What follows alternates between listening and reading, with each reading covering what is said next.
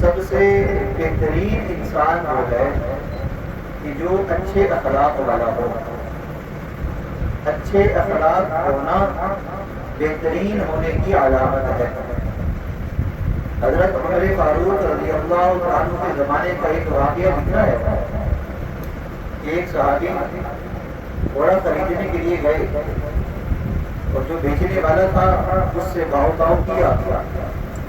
بیچنے والے کو بہت زیادہ اندازہ نہیں تھا کہ میرا گھوڑا کتنا قیمتی ہے. مثال کے طور پر اس نے 300 دینار قیمت لگائی.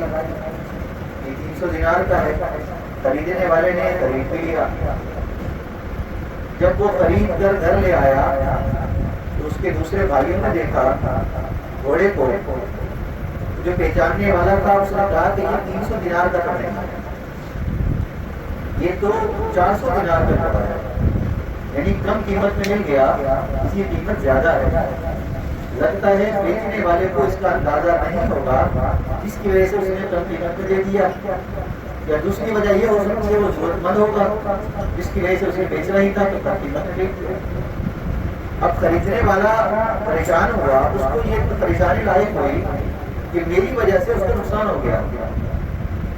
اس کے پاس پہنچا اور اس کو جا کر یہ سارا قصہ بتایا کہ ایسی ایسی بات ہے.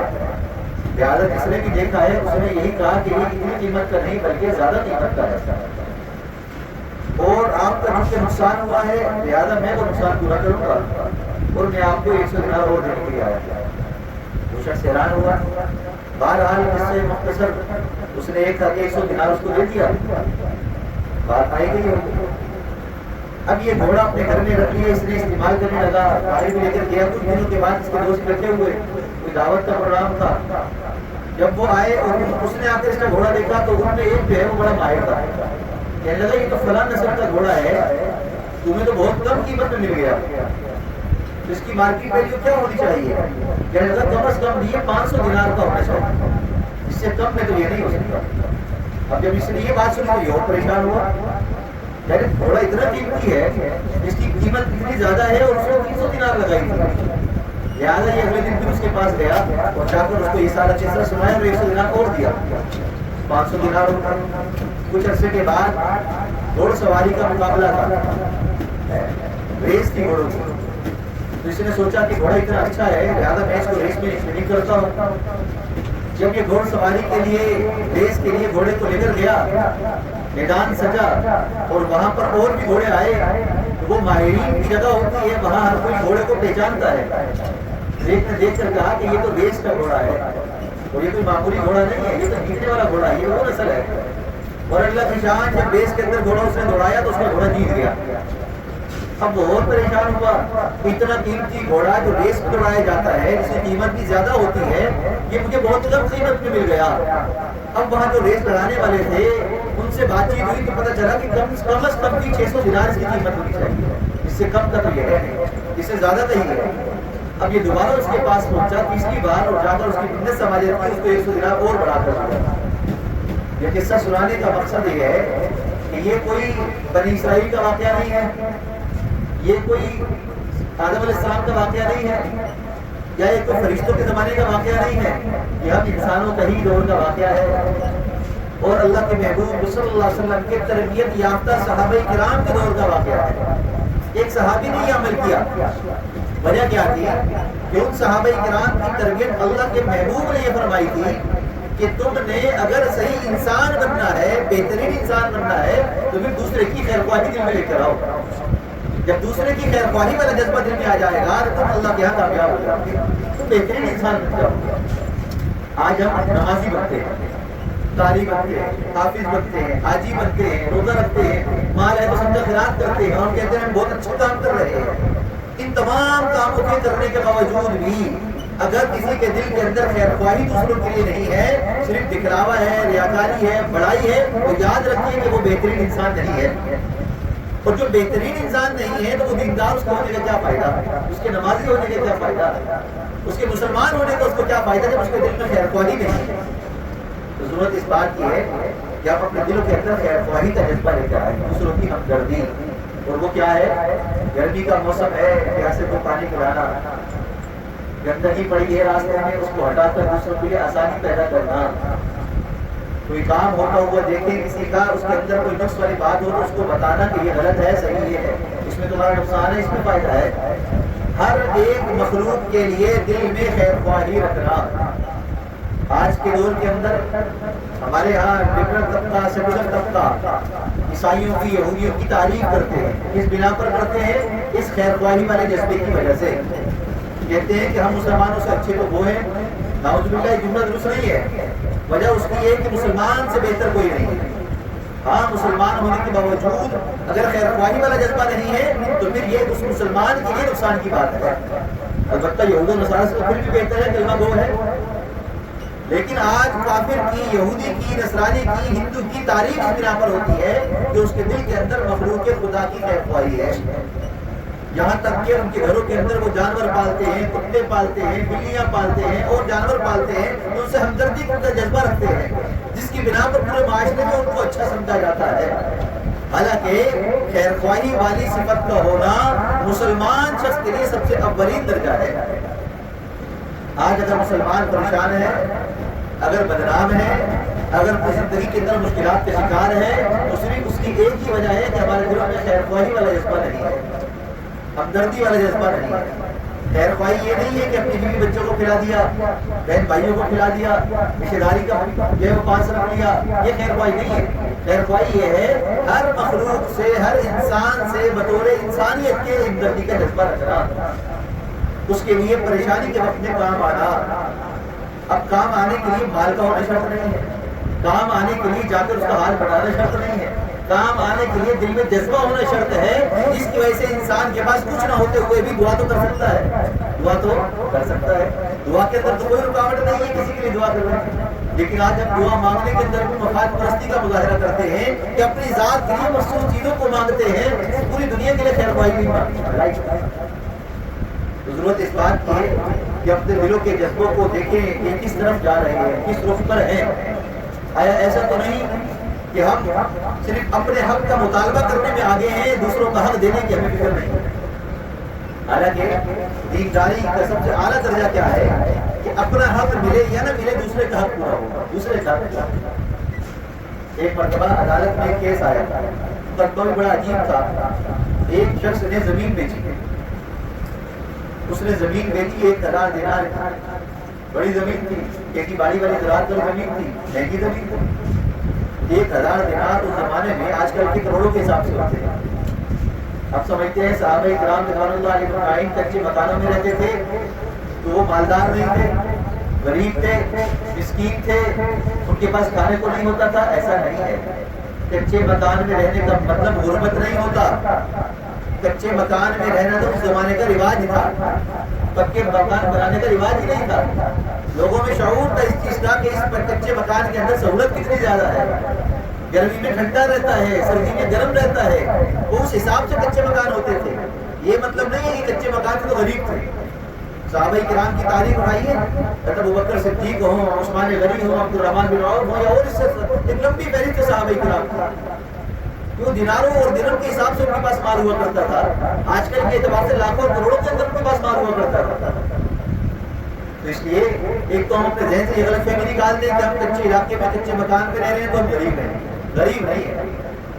امیر تو انسان دل سے ہوتا ہے. جو یہاں سے امیر ہے وہ ہر جگہ رہتے ہوئے امیر ہے. جو دل کا غریب ہے وہ مالدار ہوتے ہوئے بھی مزاحد عالیشان کوٹھی میں ہوتے ہوئے بھی غریب ہے. اس کے ملازمین بھی اس سے پریشان ہوتے ہیں، چاہے وہ جتنا مرضی مال کما لے. تو اس شخص نے اپنی زمین بیچی دوسرے کو. اب جس نے زمین خریدی تھی اس نے کچھ عرصے کے بعد زمین کا چلایا، اس کو کھدائی کروائی کام کے لیے. اللہ کی شان زمین میں سے ایک لوہے کا بکسا تھا، وہ نکل آیا.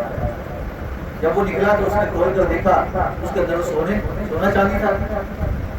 اب زمین ہزاروں میں لی ہے، 1000 دینار میں، اور اس میں جو سونا چاندی نکلا وہ لاکھوں میں، لاکھوں دینار کے حساب سے اس کے اندر سونا چاندی موجود بنا کی تھی. اب وہ پریشان ہوا. اس نے اس کو بس کو گھر میں رکھا اور اس مالک کے پاس گیا جس سے زمین خریدی تھی. اس کو جا کر بتایا کہ بھائی دیکھو میں نے آپ سے زمین کا سودا کیا تھا اور یہ ہمارا معاملہ طے ہوا تھا، تو یہ جو قیمت ہے یہ تو زمین کی طے ہوئی تھی. لہٰذا میں نے زمین کی قیمت دیکھ کر آپ سے لے لیا، لیکن اب جب میں نے اس کو کھدائی کی ہے کام کاج کے لیے تو اس کے اندر سے یہ نکلا ہے، اور یہ مال تو میں نے آپ سے خریدا نہیں ہے، یہ تو آپ کی زمین ہے، لہٰذا یہ سونا بھی آپ کا ہے، اس کا میرا کوئی تعلق نہیں ہے سونے کے ساتھ۔ اب وہ حیران کہنے لگا کہ بھائی میں نے زمین بیچ دی، اب اس میں جو کچھ بھی ہے وہ بھی تمہارا، میں نہیں لینے والا، میں نہیں لے رہا، یہ زیادہ تم لے کے رب کے پاس رکھو۔ اس نے کہا ایسا تو نہیں ہوگا، میں ظلم نہیں کر سکتا، یہ میرے مال ہی نہیں ہے تو میں کیوں رکھ لوں گا۔ جب آپس میں ان کی تو میں بڑھ گئی اور ہر ایک اپنے بات پر بزد رہا تو آخرکار اس نے جا کر عدالت میں مطالبہ کر دیا اور کہا کہ اس شخص سے میں نے زمین خرید تھی، سونا نہیں لیا تھا، اب اس میں سے سونے کا پورا بکس نکل آیا ہے، یہ واپس لینے کے لیے تیار نہیں ہے، کہتا کہ میں نہیں لوں۔ اپنی نوعیت کا عجیب واقعہ، اور یہ بھی سچا واقعہ، کوئی جھوٹا نہیں ہے، من گھڑت قصہ نہیں ہے، یہ صحابہ اور تابعین کے زمانے کا واقعہ ہے، یہ سچا واقعہ ہے۔ وقت کے قاضی کو بڑا حیران ہوا، لیکن وہاں اتنی حیرانگی اس لیے بھی نہیں ہوتی تھی، وہاں سب کے مزاج ایسے تھے، چاہے وہ قاضی ہو، چاہے وہ پولیس والا ہو، چاہے وہ عام مزدور ہو، چاہے وہ تاجر ہو، سب کا مزاج خیر خواہی والا تھا۔ لہٰذا جب پورے معاشرے کے اندر خیر خواہی والا جذبہ ہوتا ہے تو ہر ایک دوسرے کا حق دینے کے لیے آگے ہوتا ہے، اپنا حق معاف کر دیتا ہے کہ مجھے نہیں چاہیے، مجھے نہیں چاہیے۔ اب جب اس مقدمہ چل لگا اور بات چل پڑی تو جج بھی حیران، وکیل بھی پریشان کہ اب کیا کریں اس معاملے کا۔ آخر کار جج نے دونوں سے فیملیوں کے طوائف لیے، ساری تفصیلات مقدمے میں لی جاتی ہیں، وہ لی۔ تو کچھ دن کے بعد اس نے کہا کہ دیکھو اس کا فیصلہ کرنا میرے لیے مشکل ہو رہا ہے، البتہ میرا ایک مشورہ ہے، اس پر آپ کو عمل کرنا، اس میں دونوں کے لیے آسانی ہو جائے گی۔ کہا کہ ایک شخص جو ہے آپ کا جو ہے بیٹا ہے جوان ہے اور آپ کی بیٹی جوان ہے، دونوں شادی کی عمر کو پہنچ چکے ہیں، تو میرا مشورہ یہ ہے کہ ان دونوں کی شادی کرا دیں، ایک بیچنے والے کے بھی اور خریدنے والے کا آپس میں رشتہ ہو جائے گا، اور جب دونوں کی شادی ہو جائے گی تو یہ سونا دونوں لینے کے لیے اپنے بچوں کو دے دو تو دونوں فیملی کے اندر وہ استعمال ہو جائے گا، لہٰذا دونوں پر فائدہ ہے۔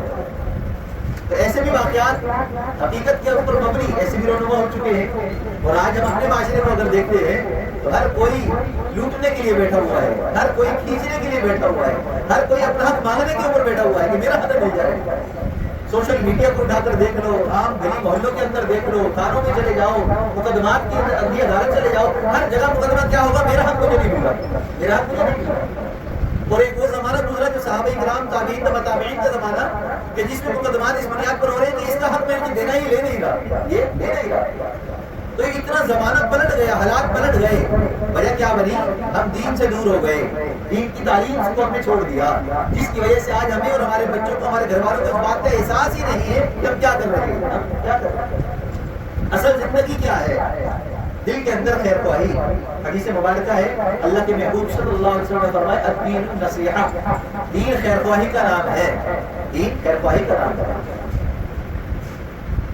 اب عربی گرامر کے اعتبار سے الدین النصیحہ کو اگر ہم دیکھتے ہیں تو دونوں معرفہ ہے، دونوں کی ترکیب کس طرح ہوتی ہے، اس اعتبار سے خلاصہ کلام کیا نکلتا ہے، اس کا خلاصہ کلام یہ نکلتا ہے جس طرح ترجمہ کر دین نصیحت خیر خواہی کو کہا جاتا ہے، دین خیر خواہی ہے، لیکن اس کا صحیح ترجمہ ہم اگر ہم کریں تو یوں ہوگا خیر خواہی، دین خیر خواہی ہی ہے، خیر خواہی میں ہی دین ہے، خیر خواہی میں جہاں خیر خواہی نہیں وہاں دین بھی نہیں ہے۔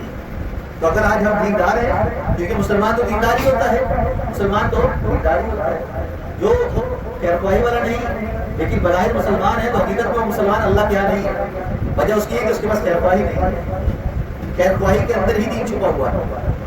آج عیسائی، یہودی، غیر مسلم اگر خیر خواہی کا جذبہ رکھتا ہے، خیر خواہی کا جذبہ رکھتا ہے مخلوق خدا سے، اور اس خیر خواہی کے جذبے ہوتے ہوئے اس کو کلمے کی توفیق مل جائے، وہ کلمہ پڑھ لے تو کلمہ پڑھتے ہی وہ دنیا کا سب سے بہترین انسان بن جائے گا۔ وجہ اس کی ہے کہ دین کی بنیاد اس کے اندر پہلے سے موجود ہے، خیر خواہی والی، بس کلمہ نہ ہونے کی وجہ سے وہ دھتکارا ہوا ہے۔ اور اگر مسلمان کو ہم دیکھیں، اپنے آپ کو اگر ہم دیکھیں، اپنے مقدمات کو، اپنے ماحول کو، اپنے معاشرے کو اگر ہم دیکھیں، اپنی زندگیوں پہ اگر غور کریں، اپنی مارکیٹ کو اگر ہم دیکھیں، اپنی ایمانداری کو اگر ہم دیکھیں، تو یہاں پر ہمیں خیر خواہی کے علاوہ سب کچھ نظر آئے گا، خیر خواہی نظر نہیں آئے گی۔ اور بظاہر عبدالرزاق ہے، عبدالرشکور ہے، سارے مسلمانوں والے نام ہیں، عبد لگاتے ہیں، اللہ کے نام کے ساتھ عبد لگا کر نام رکھا ہوا ہے، لیکن دکان کے اندر رشوت بھی چل رہی ہے، دکان کے اندر چوری بھی چل رہی ہے، کاروبار کے اندر دھوکہ اور جھوٹ بھی چل رہا ہے، اور نام بہت اچھا ہے مسلمانوں والا، اور اس اللہ پر اعتماد نہیں ہے، یقین کی کمزوری ہے۔ ضرورت اس بات کی ہے کہ ہم اپنے عمل پر غور کریں، اپنی زندگی پر غور کریں کہ ہمیں کرنا کیا تھا اور ہم کر کیا رہے ہیں، زندگی کس رخ پر ہونی چاہیے، زندگی کس رخ پر ہونی چاہیے۔ صحابہ کرام کی تو واقعات بے شمار ہے، جیسے یہ وہ جنگ کے موقع پر ہوا کہ ایک صحابی زخمی حالت میں زخموں کے اندر پڑے ہوئے ہیں، ان کے جو کزن تھے وہ پانی کا مشکلہ لے کر آئے ان کو پانی پلانے کے لیے، لیکن جیسے ہی پانی پلانے کے لیے ان کے پاس آئے تو انہوں نے اپنا منہ بند کر کے دوسرے کی طرف اشارہ کیا کہ وہ زخمی ہے، پہلے اس کو پلاؤ پھر مجھے پلانا، تو اس کو پلانے کے لیے کہا۔ جب وہاں پہنچے تو اس نے تیسرے کی طرف اشارہ کیا کہ وہ زخمی ہے، اس کو پلاؤ پہلے، بعد میں مجھے پلانا۔ زخموں میں پڑے ہوئے ہیں، آخری وقت ہے، موت سر کے دہانے پر ہے، لیکن پھر بھی دوسرے کی فکر ہے، پہلے پانی وہ پینے میں بعد میں پیوں، میں بعد میں پیوں۔ یہ صحابہ کرام کا جذبہ تھا، یہ اللہ کے محبوب کی ان کی تربیت کی اخلاقی تربیت ایسی آپ نے فرمائی تھی۔ اللہ کی شان، تینوں کے تینوں شہید ہو گئے لیکن پانی کا گھونٹ پہلے نہیں پیا، پانی کا گھونٹ نہیں پیا۔ صحابہ کے واقعات آج یہ جب سنایا جاتا ہے، سنا جاتا ہے تو بعض دفعہ دل کے اندر شیطان ایک وسوسہ ڈالتا ہے، وہ تو صحابہ تھے، بڑے لوگ تھے، کر سکتے تھے، ہم تو ایسے نہیں ہیں، ہم تو کمزور ہیں۔ اچھا بھائی، ہم کس کے نام لے آئے ہیں؟ ہم کہتے ہیں حنفی ہیں، امام اعظم ابو حنیفہ رحمۃ اللہ علیہ ہمارے امام ہیں، ایسے کہتے ہیں نا ہم ان کے، وہ ہمارے امام ہیں۔ اچھا بھائی، وہ تو صحابی نہیں تھے، وہ تو اس کے بعد کے زمانے کے تھے، ان کا واقعہ بھی سن لیجیے۔ کپڑے کے تاجر ہیں، دکاندار ہیں، ظہر کی نماز کا وقت ہوا، دکان بند کی، نماز کے بعد جانے لگے، دکاندار کہنے لگے کہ حضرت کہاں کو؟ کہا کہ آج بادل بہت زیادہ ہے، میں اس لیے دکان بند کر رہا ہوں۔ کہا کہ ابھی تو مغرب کی دکان بند ہوتی ہے تو بادل تو ہے لیکن روشنی تو ہے۔ کہا کہ ہاں روشنی ہے لیکن کم ہے، بادل کی وجہ سے روشنی سورج کی کم ہو گئی ہے، میرا کپڑے کا کام ہے، اور میرے کپڑے کے اندر اگر سورج کی روشنی نہ ہو تو بعد میں کپڑے کی پہچان نہیں ہوتی، پہچان نہیں ہوتی کہ کپڑا کس کوالٹی کا ہے۔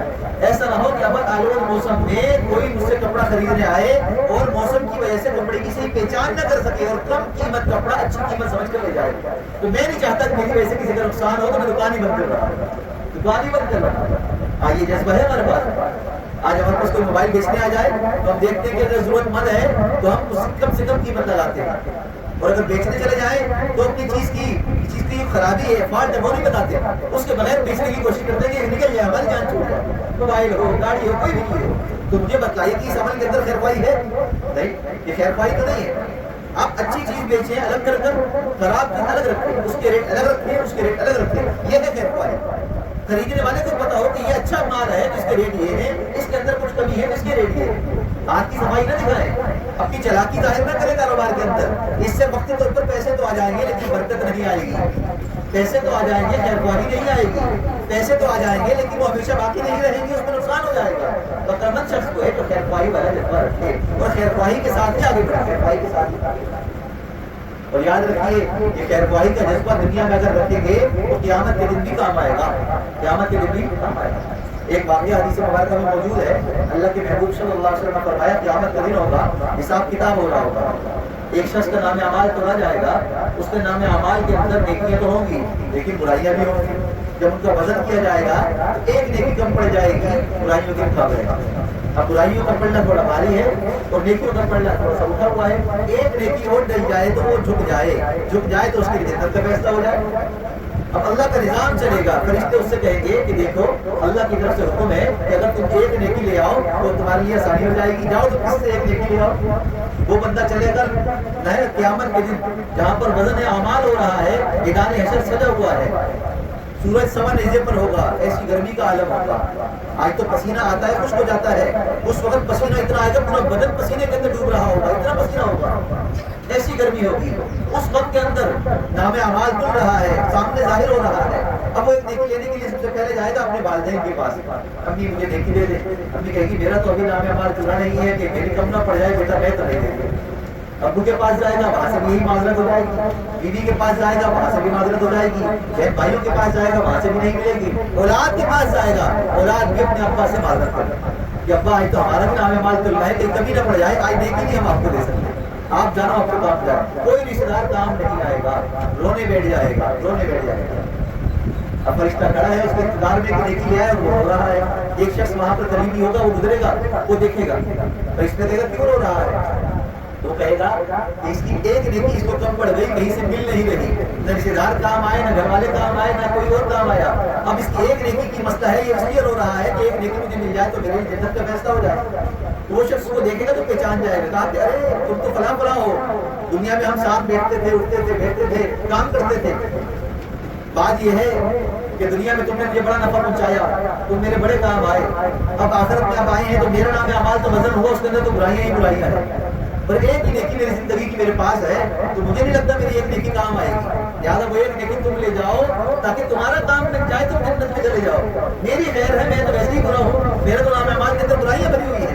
جب وہ یہ بات کہے گا تو وہ شخص ایک دم رونا بند ہو کر اس کو دیکھنے لگے گا کہ کتنا اچھا آدمی ہے کہ میرے لیے کام آ گیا ہے. اس کی ایک نیکی لے کر وہ اللہ کے حضور پیش ہوگا، نام اعمال میں اس کو جو ہے مدد میں رکھا جائے گا، اس کی نیکیاں وزنی ہو جائیں گی اور برائیاں ہوا میں اڑنے لگیں گی. تو اللہ کی طرف سے آواز آئے گی کہ آج کون شخص ہے جو تیرے کام آ گیا، بلاؤ اس کو میرے سامنے. اللہ کے سامنے اس کو پیش کیا جائے گا. کہا کہ تم نے ایسا عمل کیوں کیا؟ کہا کہ اللہ میں نے سوچا کہ میری ایک نیکی ہے، میرے کس کام آئے گی، چلو میرے اس بھائی کا ہی کام بن جائے، اس کا کوئی فائدہ ہو جائے، اس کی خیر خواہی ہو جائے، اس کی بھلائی ہو جائے، اس لیے میں نے اس کو نیکی دے دی. اللہ کہیں گے آج تو میرا دن ہے، میں بادشاہ ہوں اور میری سخاوت اور میرا انصاف سب پر غالب ہے. تو کیسے آج سخی بن سکتا ہے؟